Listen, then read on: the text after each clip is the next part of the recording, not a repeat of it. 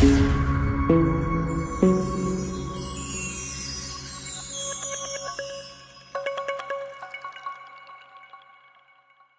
ile hali ya hofu na mashaka?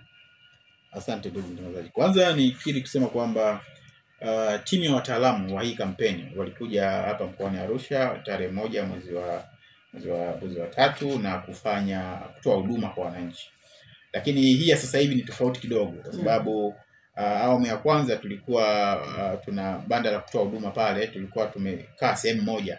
Lakini kwa sasa hivi tutaenda kwenye kata 10 za mkoa, kata 10 za kila halmashauri ya mkoa wa Arusha.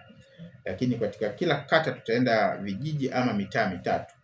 Kwa hiyo sasa hivi tuna timu za wataalamu katika halmashauri zote 7, ambazo timu za wataalamu hizo zitaungana na wataalamu wengine katika kila halmashauri. Kwa maana kwamba tutamkuta kule afisa ardhi, tutamkuta mwanasheria, tutamkuta afisa dawati.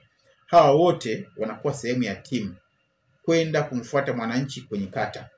Kwa hiyo mara ya kwanza tulitoa elimu tukiwa pale viwanja vya Shamrabet, lakini sasa hivi tunamfuata mwananchi kule. Mwananchi hatakiwi kusafiri sasa. Tutafanya uzinduzi tarehe 28, ambapo katika uzinduzi ule tutawakaribisha wananchi wote katika halmashauri zote waje kusikiliza kile ambacho viongozi wetu Mheshimiwa Mkuu wa Mkoa Paul Christian Makonda pamoja na Waziri wa Katiba na Sheria ambao watakuwa wanaongoza uzinduzi wa kampeni hile. Lakini baada ya uzinduzi kuanzia tarehe 29 mpaka tarehe 6 April tutakuwa katika maeneo yote ambayo tutayataja hapa baadaye, na wananchi watatakiwa wafike katika maeneo hayo. Watakutana na wataalamu ambao watatoa elimu katika maeneo hayo kwa siku zote 9. Sawa, umezungumza swala la uzinduzi tarehe 28 mwezi wa 3. Hasa msikilizaji atakuwa anatusikiliza na kutufuatilia pia kutamani kujua uzinduzi unafanyika wapi na saa ngapi. Karibu. Uzinduzi ndugu mtangazaji utafanyika katika viwanja vya Ngarenaro na utaanza saa 1 kamili. Kwa hiyo wananchi watatakiwa kufika pale mapema, na tutakuwa na maandamano pia.